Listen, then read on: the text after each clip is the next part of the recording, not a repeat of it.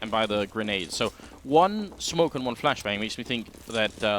Where's the Tech 9? There's no Tech 9. Yeah, why is it like... Okay, flash maybe, but like... Ditch the flash, just keep the smoke and give somebody a Tech 9 on that point for Cloud9, really. If you're going to go for the full run and gun, just channel your inner Olaf. Are they going to use this smoke and flashbang to get out of apartments? They could smoke off balcony and just all jump out. That could actually be the play here, because otherwise I would have expected Sean to be where Shazam is. If they were going to do something different, it makes more sense for him to be middle. They're making so much noise, and this is the thing. It really does feel like they're making a lot of noise over here in apartments. And look, we already have the rotation coming back from Semphis. Shazam still floating around in Banana. Valence is the only one holding over there. Yeah, so the other thing is, when you only have one smoke, doing a B push just makes a lot more sense. So it could be that they just want to check apartments early on, show a little bit of presence in middle, which they already are doing. You can see that Sanks is here just running back and forth and putting out a little bit of damage onto Shroud as well. They have 2 people set up. That spots the bomb as well here. So that's why we still have like the 4 players for Nihilum on this side of the map. I mean, they're hanging around. Automatic, we got to mention him. He played a very good game versus Virtus Pro on this map yesterday. Did a lot of damage, was able to go toe-to-toe. So we expect to see him do well. But 30 seconds left for Cloud9, and they are not getting peeked by anybody. It's so apparent that Cloud9 are just waiting for somebody to peek them, and they just did not get anything. So now rotation comes through here towards this B site, and they're going to go for it. Look at the way Valence is holding this. He spots 1 pixel, puts out the flashbang to buy time. 15 seconds left. Great headshot on nothing, and Valence is going to open it up here. Now Shazam is next in line, but there's very little time left. Shroud is on it and putting down the bomb, but it's going to be a 4v5 retake for Nihilum, and they've got a pretty good start to this thanks to Valence. Now he's going to be picking up a second headshot there, jumps into yellow, goes for Shroud, and ends up going down. That bomb's still ticking away inside, and they have the defuse kit on automatic, so it's not the end of the world, but look at this. Sanks coming up with 2 big headshots, and Cloud9 get destroyed in this pistol round. Just brutal, brutal. And yeah, it's good that Valence got 2 kills as well, because we have to mention him. It was like him and Automatic yesterday just had some sick... Well, everybody had their moments, but like the 2 of them really did put up such a good fight versus VP round after round. They were given as much as they were taking at that point. So good to see that they're off to a good start here on this pistol. I think that was only actually in the later stages. Cause I think in the beginning of that match, Valence was really struggling. He's doing the calling as well. In the in-game leading, right? Yeah. But that was like on the T side. CT side, he just like blew up. CT side, he started doing really well, but in the beginning he was definitely struggling. And now look at this power play coming out of the middle, running down with Molotovs and grenades, just trying to force their way into the middle. And Professor Chaos. He's alone though. This is really awkward for him. He could get caught off guard. Yeah, there's the flash. They could actually split him up here. He needs support from his mates in Banana, but I guess not. He's just going to go to town with that MP9 to get so much damage in. 2 kills for him. That's a lot of money in his pocket. Oh, Semphis almost getting flanked there. He's kind of on his own. His teammates are pretty far away, and this is where you want that communication to come out, so they can at least use all 3 members. But Semphis goes down alone, Sean goes down alone, and they all die one at a time. No chance for Cloud9 to use. They invested a lot into this round. They bought everything that they could, basically. Yeah, and this was also something to say is that Inferno is their best map for Nihilum. So that was mentioned yesterday in the series versus Virtus Pro. Nihilum, they feel very comfortable on this map, and I suppose there you go. That's why. Like, well, look at how much money they just made with those SMGs. It's disgusting. 3 of their players are near $5,000, if not over $5,000 after that round. That is so much bank going into the next buy round that's going to come up. They have another opportunity to farm even more money here because, of course, you know, they're going to keep going for the they're going to keep going for the pistols. Cloud9 right now. Yeah, why wouldn't they? I mean, for them to force up once again would be crazy, which means these SMGs are going to be even more effective this round than they were last round when there was armor in play. This time, it's going to be a field day for anyone with an SMG. There's 3 of them currently still in play. The kill reward bonus is huge for those weapons, which is just one of the advantages, but maybe the biggest one here. Semphis in the corner, going to go down. I mean, if there was ever a guy to check corners fast, it's probably Professor Chaos and his crazy amount of sensitivity. I was talking to Hiko about that, and he's like, "That's not true. Like, that's not possible. Nobody can play like that." Even from him, triple kill from Flowsick with the MP7, triple headshot too, and then Sean Gare is getting flanked out, gets the headshot onto Automatic. That's not going to save his life. All 3 SMGs getting the kills in that round as well. That's so important for Nihilum. You want those. I mean, you look at the money right there. You know, 8,000, nearly 9,000 on Professor Chaos. Like, that's why you need to try and funnel the kills over to your SMGs, just so you can get that kind of bank. So far, the only person to kill anybody on Cloud9 here is Shroud with the 1 kill. So not exactly the brightest start for Cloud9, but it's so early in this half. Let's not get carried away. Could change quickly, and I mean, Sean Gares, for my money's worth, is one of the hardest in-game leaders we have right now. He's really active, trying to find new ways and reading people and studying people. But I'm not sure it always pays off the way he wants to.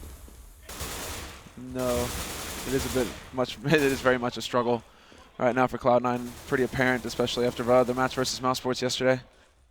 So we'll see. I mean, this is again. The domestic series, the domestic matchup is always tricky, especially if you're the favorite team. This is where Nihilum really have done their homework. They've studied Cloud9. You can be sure that Cloud9 have done their homework as well, but Nihilum are going to be hungry.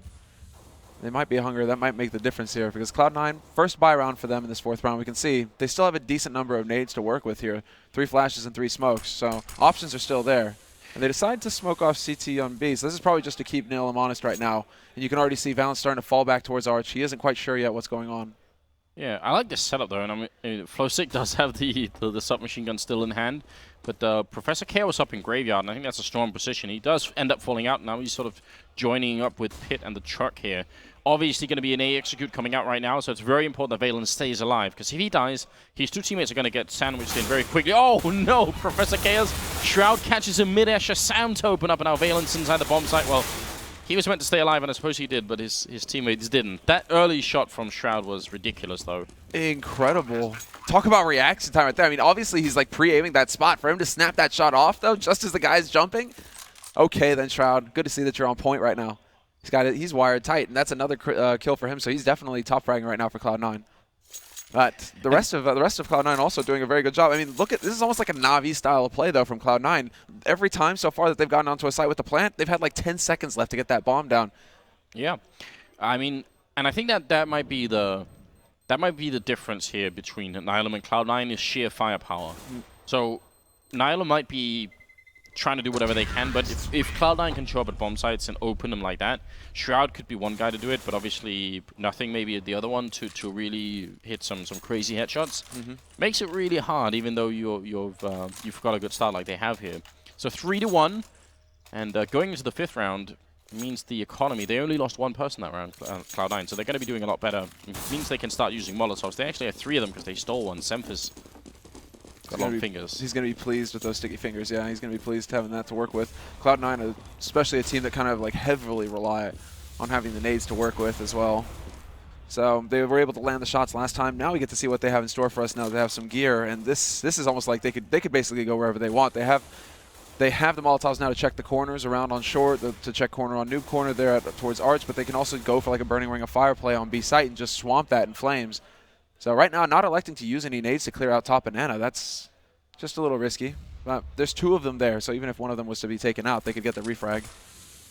Oh, Automatic gonna run through the smoke here. Great timing, but unfortunately, Nothing and Sean Gares just get the better returns, and that means the B bomb side is lost instantly. That was a great idea from Nihilum, though. They really played that well. The timing was just off by a second, I think. Well, Flowsick, I mean, right now, does he know that he's currently being lurked right now? Because there were 2 guys. I believe there were 2 guys. Yeah, Ready? All right, welcome back, ladies and gentlemen. We are on the way again. Everything seems to be working, and Nihilum are actually, well, they were off to a good start, but now they kind of equalized the current score at 3-3. Flowsick trying to buy time with the Molotov, and it's going to pick up a good kill there on Semphis. Second one on Shroud. Turns. Look at that 180, and it was a bit too soon because Sam was still coming in from quad, but it's still a pretty good effort from Flowsick, and you can tell how wire tight he is now. Shazam is alone. 1v2. And it looks like he's just going to elect to get that bomb money, basically, because this is such a difficult position for him to win. Odds are he needs to find just the perfect headshot here, and he's going to walk, crouch right out into Automatic, who takes him out with the USP. So not even bothering to use the AWP. They knew how low he was, and not taking any risks there, Nihilum. But that's going to be yet another round that's going to set Cloud9 back as far as the money is concerned here. And yeah, big issue for them, obviously, because they weren't, I mean, they lost the pistol and weren't off to the greatest start anyway. They had 2 good rounds, I think, where they really did manage to have an impact, just getting opening frags. But one of them, they couldn't do the afterplant, so currently the score stuck at 5-1. And Shoga's asking for a bit of a pause there. Wait, pause. Our round bonus got messed up.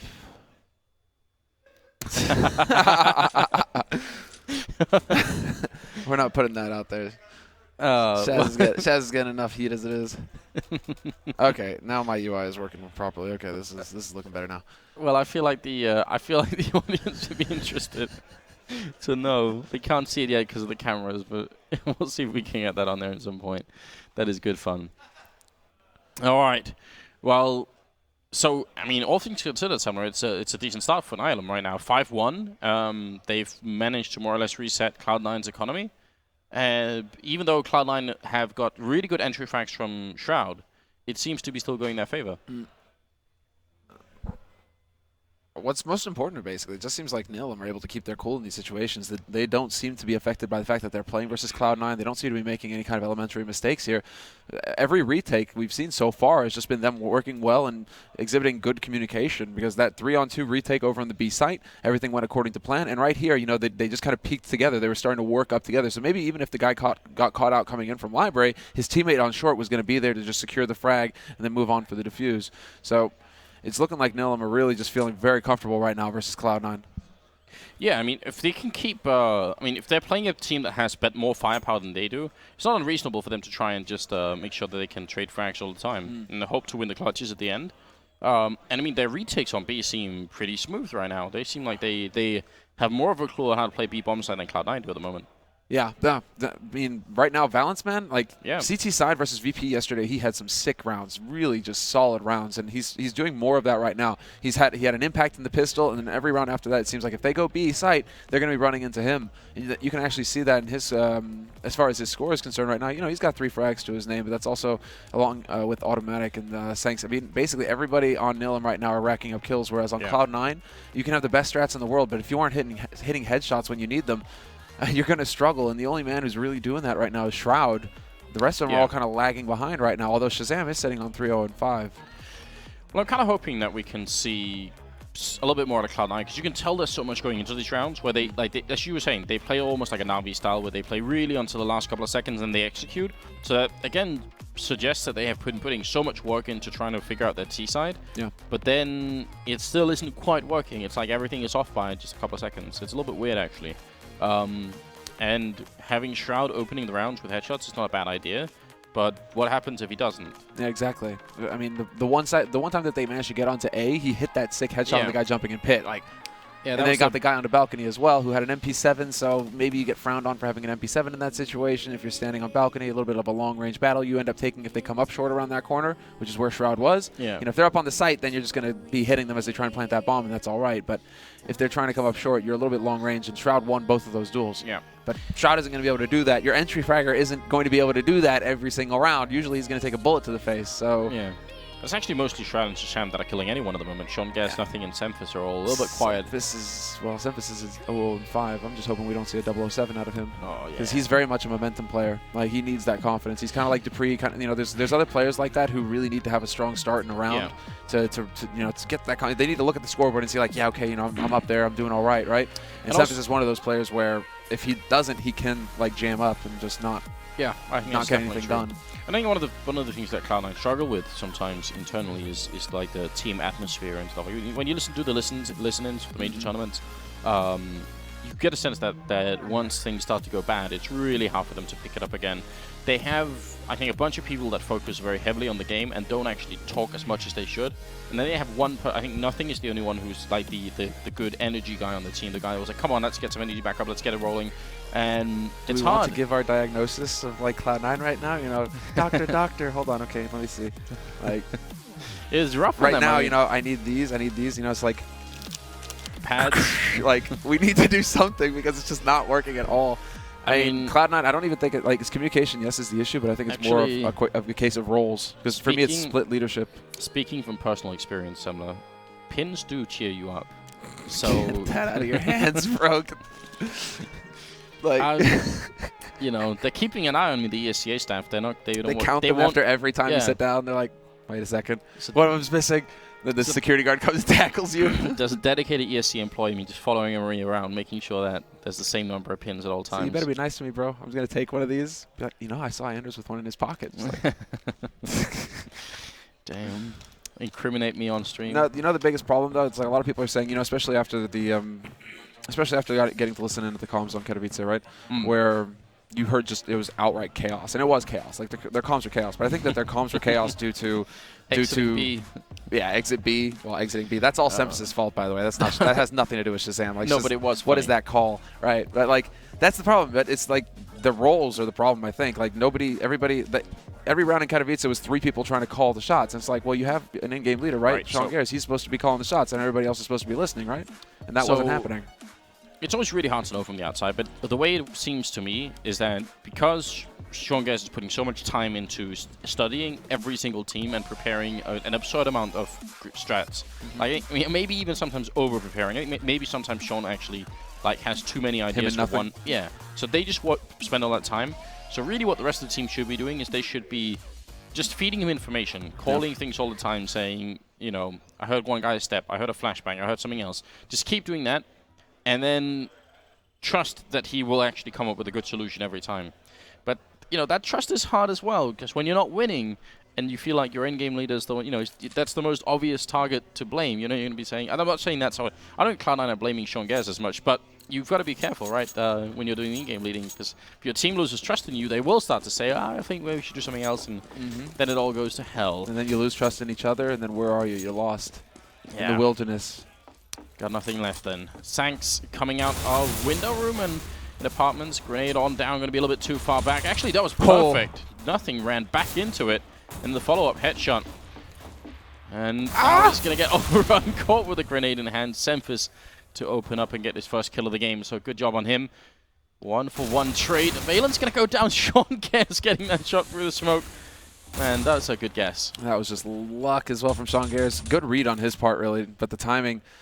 Jeez, and Sean Garris knows that there's only one guy holding on that B site, so he goes jumping through that smoke, picks up that AK, so now they have some firepower, apart from the Tech-9s, to work with here, Cloud9. They're going to be able to get up onto the site, and this is going to be very difficult for Automatic to stop. There's the shot, though, and he gets the bomb carrier that was checking the back corner, so that bomb is now in a really awkward spot. Could have that second shot. Shroud going to go running past. Automatic just telling Sean Garris to sit down. And this is looking like another round for Nihilum. Great round from Automatic. That's 3 kills. They didn't even get the bomb down, and they could have. That's maybe the really weird thing. Once they cross over here, they could plant, and then I mean they're checking. Like you're being thorough, yes, but the problem is that you were thorough with the bomb carrier, and so you lost that bomb on the other side of the line that the op was holding. So man. Yeah, that was really rough there. Cloud9 just not quite able to keep it together. That was their round to take as well. They had such a good setup for that round. After they killed the guy at bottom of Banana, things were working out really well for them. And based off of an eco round as well, that's going to be frustrating. Shroud again opening up and just now going to be charging in, leading the charge right into Valence. And Valence going to take down one, but nothing is following in through the smoke. He's going to go down as well. Valence with a double kill. Sean Garris finally to pick it up. And then coming around construction is Sanks getting in position with the M4A. Oh, and that's a headshot midair on Shazam. And Sean Garris is going to go down as well. Semphis, who was holding the back line and doing a good job. He took down Flowstick, but now it's going to be a really tough clutch here for Semphis. That's the issue now. He's going for those rotator kills, and he does manage to get one, so no 007 there for Semphis, but now he's been locked out of the bomb site, and the bomb's on the other side. You got to give it to Sanks as well. That was a sick shot onto Shroud, just catching him out midair like that. And so that was the cover that Sean Garris needed to get that bomb down. It all just falls apart from that point forward, and now Cloud9, they're going to be hard-pressed. 40 seconds left, though. It does leave a little bit of time here, but there's still a flash, and there's still an incendiary on Nihilum. They can buy a lot of time with these 2 nades. 30 seconds. Semphis just creeping on in, slowly, steadily. And one Molotov goes out and just takes a little bit of damage off. He's still actually getting burned by it. Has to walk forward now and makes the noise. They know where he is. That Sanks going down. Professor Chaos now hiding back of sight. And he's got a Molotov of his own. Semphis going to force him out. 6 bullets after the AK. He goes down. There's a headshot. And Professor Chaos will finish the round 7-1. And Nihilum off to a really strong start. That round, I mean, definitely Sanks coming up with them really good kills, but Valens, when he played that close to the smoke and took 2 people out, that ruined it for Cloud9. The hero. And the thing is, if Cloud9 had more members alive, they could have left Sean easily putting the bomb down, and then Shazam and everyone else could have sort of wrapped it around, and they would have had the manpower to do it. Instead, one guy planning, one guy defending. That was roughly where they were at. Yeah, because Semphis is on the other side of the map just trying to pick off rotators, right? So he's not there with the rest of the team to just get that job done. Sanks in particular, but yeah, it's good that you point out Valence because he's basically like the key player. They're trading 2 for 1, bringing it back for the fact that they lost their opera early. It's to a great entry kill by Shroud. This time it's nothing to catch Flosick trying to throw a nade. And I'm not sure if Nihilum were expecting a buy out of this round, because look at this. Cloud9, they've literally gone Galil, AK. They have no nades to work with right now. It's all about the shots at this point, and nothing delivers another kill. Yeah, really good stuff. Shazam is going to go down, coming out from balcony. It's Semphis not connecting with the spray. Professor Chaos, 1 million sensitivity and getting all the kills. That's the problem, isn't it? How are you going to flank someone who can turn around in 1 nanosecond? Sean Gaz now has to clutch it. I have no idea how Cloud9 lost this round because, well, or are losing it. Professor Chaos with a quad kill. That's after they got, what, 2 entry frags and were doing just fine. He's primed for the ace here as well. Although his teammate, okay, no. We are going to have that man rotate off. That's Sanks who is over there holding that angle. We have to see if Shroud9, if Sean Cares decides to just run up short, but then that would be walking right into Professor Chaos. We need to see the ace here for him. He deserves it at this point. Sean Cares looking for that 1v3 clutch, and the timing is just not right. Sanks is holding that closed angle, and Sean just walks right into it. So there you go, man. PC, he just walks in. He's at 10-0-2, gets 4 kills in that round, and just completely annihilates Cloud9 from short, and he even took the time to it as well. He got that first kill on the man who walked around the corner looking up towards A site, but then he pushed out and just caught them all out at the wrong time, basically. Everybody like either reloading or turned away in quad. Did I manage to say I don't understand why Cloud9 pick Inferno? I think that's why we started this whole thing That's off. what I was saying, man. You know, it's like Sean Garris, he's doing it because he sees it as the best chance possible for them to actually get a map win on Inferno here. Yeah. The only problem is that this is Nihilum's best map, apparently, so it's going to be a hard battle regardless. They're playing it really well at the moment. A lot of credit to them for stepping up as much as they are right now. This is a good defense, though, they've got set up as well, Nihilum, for what's happening here. Molotov might be a little bit too late. Flosick mid-air, not going to get the kill, and Professor Chaos goes down. That was a question of seconds. If Professor Chaos put that Molotov up 1 second earlier, they have it. No doubt they have it. But good timing from Cloud9, and now they're going to finally pick up a second round here, unless they really screw it up. This is one of those rounds where, unless Cloud9 make a lot of mistakes, Nihilum aren't going to do this retake. It should be impossible to lose this situation here for Cloud9. 5 players alive, all different angles on this A site. This should be an impregnable fortress. This is like where you put your gold bullion and let them sit on it because nobody's ever going to get it. No pirate in the world is going to make that run. Good shot there by Automatic to catch out Shroud. Could get a second one here. These are actually very good kills for Automatic. The more he can get, look at that, takes out Semphis. The more he can get, the better, because Cloud9 don't have any money in the bank. He just inflicted the damage he needed to. 3 kills there means that somebody's going to be low on money next round. Yeah, this is super impressive, and this is setting Nihilum up later in the half, whatever is left of it at this point, for forcing Cloud9 back to ecoing once more. So devastating 3 kills, and you can see who the members were that were left at the end. 0 on Shroud, Semphis, and Shazam. If they lose this round, it's going to be a stomp for this first half. There's still a chance. I mean, Cloud9 can still come right back into this and have a good half, but they need to start winning rounds. And Nihilum don't have a lot of money either, so there's a definite chance here. They need those entry frags, though. That seems to be the only thing that's working for them, is getting a quick entry and then moving fast afterwards. Yeah, they are gathered up, and this time it looks like they're gathered up in B. There's PC taking out Semphis point blank. Semphis just completely ineffective this map. Not getting anything done. And just running right into that kill. That's not going to help things here. Very limited on nades here for Cloud9, though. So once they start throwing these out, they have to commit. It is going to be a very quick B play there. And they just run around that corner. Automatic not able to line anything up, but he's got the Incendiary to try and buy more time and do some damage here. Sean Gaz looking for the kill on Valence, who's still hiding and actually going to run into the smoke and hide. That's a good idea. Automatic going down. That's nothing with the opening frag. And Shazam is still alive somewhere as well. Shazam will go down, in fact, to Valence, who's just staying alive for such a long time in the background here. 2v3 retake coming out. Cloud9 don't have the bomb plant yet, so that means Nihilum have so much time to work with. And they've got the back line as well. They've got a man in flowers now, so Cloud9 can't even get up onto that site. Double Incendiary! Oh, it's burning! This is bad. Songar is crouching in the corner. He's got nowhere to go. They have got him pinned down completely right now, and he could catch Flosick off guard. He will do that. Bit of a surprise there for Flo. Yeah, and the others were rotating back. They thought actually he had exited through Banana, which was going back to the A-bomb side. Now Sean Gaz walking up so close, and I don't think Sanks has seen him yet.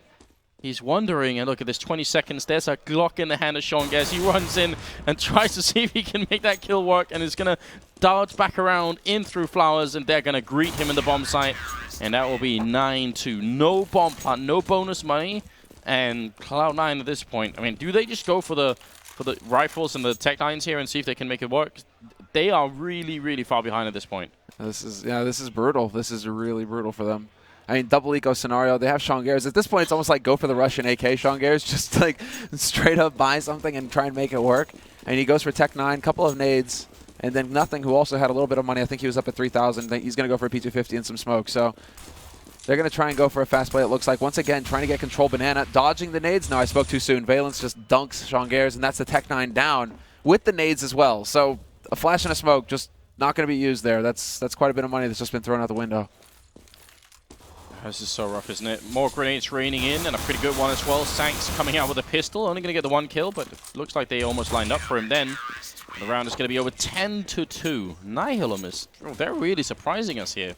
Well, look at it, Professor Chaos at 13-3, and then Automatic at 12-3. Really good stuff for the 2 top fraggers here. But it's not like anyone else is really far behind on Nihilum. Look at how close they all are. It really does seem like everybody's had their rounds. Everybody's stepped up when the opportunities presented itself. But now, I mean, Cloud9 realizing how desperate they are. I mean, they're in a desperate situation. They have to get rounds on the board. They have to end this at least 10-5. If it goes past that to 11-4 or 12-3, in Nihilum, they're going to be just so close to just picking this up and obliterating the Cloud. I mean, they're going to be there with like the Feather Duster or something, just like blowing them away. Or what is it, like the? Never mind. Thinking like a giant fan or something. I think the Chinese Olympics, they had rockets that actually sort of dispersed the raining clouds, so it was always sunny. Shroud is going to go down, and so will Semphis, but it's evenly trading currently, or almost actually. They just need 1 more kill in here on Sanks. They might be able to do it, and they will. Sean Gares and Shazam just teaming up together. Shazam going to go down, and now it's up to the captain here alone. 1v2 is going to walk right into Valence, gets that spray down, turns around. And Automatic has swapped back around through Archway, so it's currently a double kill for Sean Gares, and he's really trying to play this one smartly, but he's going to get found out. Automatic sees him, and that will be a killer headshot at the end as well. 11-2. I mean, Sean is really trying. He's top fragging as well while doing all the calling. A lot of credit to him for playing as well as he is right now, but it's just not enough. No, yeah, exactly. I mean, his team, it's good that they go for a strategy that worked for them in the past, right? The full YOLO off a balcony. It works again. It gets them onto the site. They were able to continuously trade. It's just the fact that the man wraps around on short, Automatic in particular. He catches one guy out. And as soon as you pass that breaking point where it is no longer a 2-on-2, life gets incredibly difficult there for Cloud9, so it's just way too close. They're going for the aggression right now, though. Nihilum just straight up rush down mid, looking to apply the pressure early, and it's working so far. Second mid gets cleaned up, and there you go. Nihilum are in full control now at this point. 4-on-2 scenario, make that a 4-on-1. Sean Gares, once again, the last man alive. And it's Automatic with the triple kill. This is a really strong performance from Nihilum. And the problem is, I would say, I don't even think that the CT side for Cloud9 is that impressive on this map. We've seen in the past how much they've struggled, and Sean Gares gets exploded at the end. 12-2. Wow. Oh, this is just Nihilum. I mean, there's a good reason that this is considered to be their best map. I mean, they're just looking indomitable on it right now. Not much more to say past that. Yeah, but it was Cloud9 that picked it. So that's the thing. I mean, it's always going to be this question of, you know, Cloud9 with the picks. I mean, it's just like some picks just don't make sense. Just like what happened. I mean, like what happened last week with Envy versus Na'Vi. You know, why did Envy not pick Cash? You know, it's these kinds of questions. You know, why do Cloud9 pick Inferno still? Yeah, but Cloud9 vetoed Dust 2 and Mirage, which on Dust 2 is a map they're pretty decent. A bit better in an Inferno, I would say. So I am confused. I'm definitely confused about what's going on. But it's working out great for Nihilum at the moment. Of course, this is a best of 3 and it's the first map, so we can't panic yet. Cash is still coming up, and Cloud9 could show something cool on that. We'll see. Right now, it's looking like a devastating first half for Cloud9. Flowsick not going to connect with anyone through the smoke, and Cloud9 just kind of wandering around the map, hoping for one more opening. I mean, they've traded evenly at the start, so they're still pretty good. But if they could get more, you know, just one more kill in here, they'd feel a lot more confident going for a take on one of the bomb sites.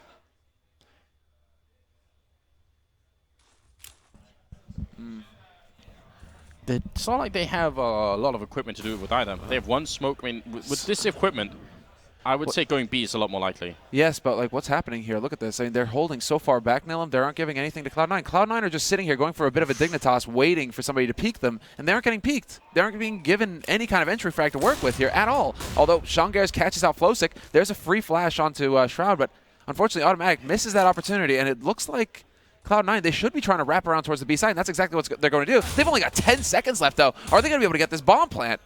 Well, they get the kill, so bomb should be going down. No, it's too late. Oh no, the round is lost due to time. It's the danger of doing that Na'Vi style. That's going to be 13-2 in favor of Nihilum.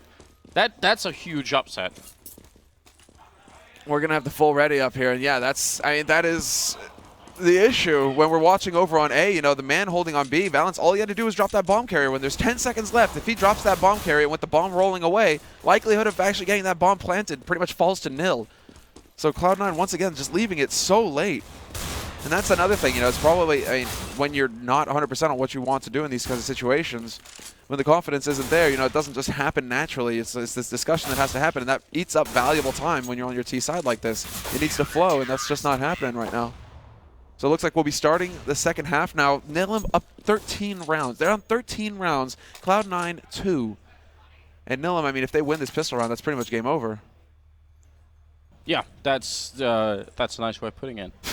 I mean, that would be such a shock. I mean, the level difference between Cloud9 and Nihilum should be enough that even if Cloud9 aren't really, like, they should just be able to outgun them. I'm really curious about what's going on here. But on the other hand, we have seen some really great individual performances as well coming out of Nihilum. Automatic and Professor Chaos really driving those rounds in. Shroud up in the apartments early on, showing a little bit of presence, and they've got 3 people stacked over at top banana. So trying to read what might be coming in here, and they might be exactly right. Sean Gares just trying to lure them in. And that's actually, they see 2 of them, but they haven't shown the third, which is nothing behind the sandbags. Even with that smoke going down, they leave nothing lurking here. Does Automatic check behind? No, he doesn't. Automatic, is he going to look? Yes, he will, and he saves the day. Does nothing get the kill? Yes, he does. But then Sanks comes back and takes out nothing. This will still favor Nihilum. Even man situation, 3 guys alive, and they have plenty of time for the plays here. Semphis with a good kill there, looking for one on Sanks, has to reload, and it's actually down to 11 bullets. He spent a lot of time shooting through smokes here. So now he's got 1 clip left and got to be really careful what he does. Shroud down in pitch, Shazam inside the A bomb site, and they're moving fast now, Nihilum. They realize still 2 people at B, let's try and rush for it. Shazam gonna miss the opening shot, he goes down to Professor Chaos, and Shroud in the pit has to come up really big here. P2000 in hand, looks for the shot, it's gonna be mid-air headshot there, just touching the ground, but then Sanks comes back, takes down Shroud and Semphis, and it's on Sean Gares here now, 1v2. And that bomb ticking away. Sean does not have a kit currently picked up, no grenades either, so it's gonna have to be just straight on and dirty here. You have to run in and get these kills and hope that they don't team up on him too much, and they're going to try and do exactly that. You can see his attention is split, and he goes down, Flowsick jumping and shooting, and Nihilum, especially Sanks in this round with a triple kill. What a performance. Yeah, just really sick, and just Cloud9 aren't playing as a team. That's the main issue here that I'm seeing. I mean, look at Semphis. Why did he run in? Why didn't he wait for Sean Gares to rotate in from the B side? They take it as a 2-on-2 when they know that T side is tagged up. And there's like a number of things that could have been done differently that round. I don't know. Any number of things, but Nihilum right there, you know, I don't necessarily agree with the call either, because like Cloud9 had the right read, but then Nihilum landed all the shots. Professor Chaos taking point just walks in and annihilates the man holding sight, and then from there on out, they just grind out the rest of the defense. Well, look at this from Semphis though. There you go, the crossfire with the CZs. Huge round coming up right here. Flowsick now all of goes down to Sean Gares, and Sean will pick up a triple kill. Again, just 13 on him. He's 6 kills ahead of everybody else on Cloud9, who was pleasingly at 7. That's somehow really nice to see. Lucky number 7? Like, that was a very, very good round, obviously. And Cloud9, I mean, we do want to see them build a comeback, but it's going to be tough. 1 round at a time, right? 1 round at a time. And we saw Nihilum do this versus VP yesterday, where they got onto their CT side. They started running rounds back slowly but surely. It turned into an all-out brawl, and then eventually, VP were able to just shut things down. The one problem here for Cloud9 is that they just have so little room for error. They can't afford a single mistake. If they do, then it's overtime at least, if not map point.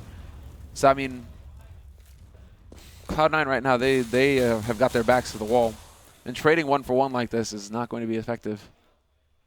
No, Sanks got it within 1-shot range with that pistol and just did a tremendous amount of damage to Sean. So luckily it was traded, at least Semphis was close enough by. That's the kind of sort of basic teamwork we expect from Cloud9, so it's good to see that that's at least working. Getting the refrag when you can. Semphis going to fall back, and you can see just put up his smoke around the minute mark, so that means They're out of smoke. Shroud can't put up one from this position. If he was playing where Shazam is, maybe he could help out. But now Semphis is going to be alone. They don't have armor, though, so this MP7 is still going to be quite devastating if he just gets sprayed down right. But they're just kind of dodging him, and he does do some damage onto automatic here, but they're still going to be in the bomb site, and the bomb is actually making its way back. And look at the rotation here. Cloud9, they're over-rotating massively. Now Shroud has to come up big. He's got that smoke, though. I think he just blocked off T-mid, so there it is. So Nihilum have to go jumping through smoke if they want to take this position, and this should not be an opportunity. Exactly. Shroud9 should not mess this up. He's going to get the double spray down as they come charging through. That drops the bomb here as well. So the shenanigans for Nihilum, they're pretty much over. Automatic not able to get anything done with that gun he picked up, and now Flowsick just gets slapped down by Nothing, who had the MAC-10. So there we go. Cloud9 just turning it around with some solid teamwork. It does still tell a bit of a story about how nervous Cloud9 are. If they're willing to rotate completely out of the A-bomb side almost. I mean, if Nihilum actually had pushed all the way here, I think Shroud would have been in this area, not really at the corner just yet, so it would have been a little bit scary. And that's going to put us into the 4th round of the second half here. And Nihilum, without the bomb plant, still not quite able to buy. So Cloud9 are going to get a couple of relaxing rounds here where they can build up just a little bit of confidence. But once Nihilum have rifles, I don't know, I'm worried. Yeah, build the money. Nothing sticking with that MAC-10. Perfect weapon to have in this scenario. He spots the gun, comes around that corner pre-firing, and picks up the second kill as well. So Nothing going to make some decent money here. Shroud9 just cleaning house at T-mid. He is just rocking them, and Valence is now the last man alive here for Nihilum. And there isn't a whole lot that he can hope to do unless he could find Nothing somehow. But then Shazam is going to peek this angle. Shazam, yeah, going to get the job done with that Galil. And now we go into the interesting round here. 4th round of this second half. Money pretty decent on Nihilum's side. Can Sanks afford? No, he's not even going to bother. He's going to go straight Galil. Okay, yeah, because he didn't have enough. He only had 4,500, so he couldn't afford a glass cannon AWP, which is what I was wondering. But yeah. Shazam will go for the AWP. Yeah, we'll see if it's going to be effective. I mean, CT side AWPing, definitely not a bad idea at all.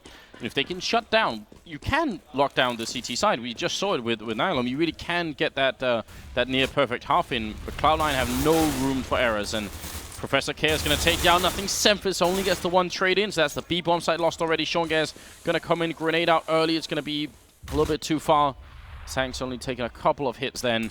And they still have, oh, actually, they had automatic over at Boiler Room. Great shot from Shroud to get that kill. That's very important. Now they can focus on retaking. Otherwise, they would have been split in their attention between A and B, and that's never good. Flowsick, Valence, and Sanks, they only now are just putting up the bomb. Yeah, that's crazy that they've waited so long. Fresh Smoke is going to go down here in CT, however, so that should buy a little bit more time. There's the Molotov coming in, however, from Cloud9, trying to create some space. And not the best afterplan positions here for Nihilum, honestly. They're kind of stuck together, and this flash could do massive damage. Shroud is going to be able to walk through. He's going to get the backstab. Sean Garris takes out Sanks, and now he's wondering, where the hell are they? Turns around, and it's going to be the games. The mind games coming out. Flowsick just drawing attention to himself, and Valence flanking in from construction. Oh, and that's a great double kill from Valence. Shazam trying to defuse now. Shroud is on it in the smoke. Oh, he gets stabbed, and Valence gonna stab Shroud in the smoke. That is absurd, and what a way to lose a round as well. They're so close to losing this first map, and not just a little bit, but by a huge margin. You get stabbed as well. It's no fun at all. And Valence there, man, with the plays. Not only getting the first man across, yes, but he got the guy close to the bomb as well. So it's that double kill pretty much clinched it there for Nihilum. 15-5 right now, and they're just looking indomitable. Cloud9, because of all the SMG kills, have money to buy up rifles. But it's touch and go here. Nihilum have everything they need to lock this round down, lock down this first map, and take it to cash.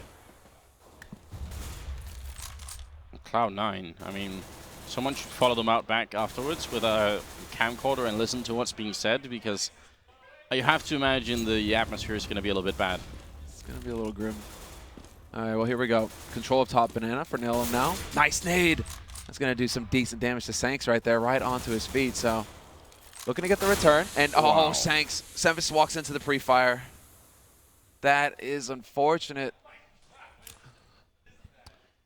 Sean ready and waiting, but that is a huge opening frag, and it's just everything they do right now, Nihilum, seems to be working, and Cloud9 have almost no answer. I mean, and look how they fall back now to just the extremities of the sides, like as far back as they can now. They're trying to play so carefully, Cloud9. They cannot give another entry frag up. They have to just try and play the angles and land the shots when the opportunity presents itself. When Nihilum come around those corners, Cloud9 just need to get the kill. Like that. No, Nothing misses out. Valence lives with 2 HP. And now they're back at the B bomb site. Shazam is going to run and try and help Sean here, who actually does have the Molotov up for a while. We're coming around the corner. Sax is going to go down. He's almost out of bullets, and he will go down as Flowstick opening up with a kill. Shazam going to spray down the one. Almost going to be a double, but they're not quite. So they have to retake once more. They're a man down, and they have, what, 2 flashbangs on Shroud. One being put out here. Are they going to go for another one? I think nothing got flashed as well. Yeah, where's the communication there? Shroud, I mean, just flashing nothing, not able to get anything done there. And Valence being alive just makes all the difference because right now Cloud9 are stressing out. They're thinking, well, we're down a man. We need to trade effectively here. That's why they go in together. But Professor Chaos, he's been doing fantastic work, and Flowstick is there to secure the last one, but PC doesn't even need his help. He gets both. So Nihilum are up 1-0 versus Cloud9. I mean, when you're talking about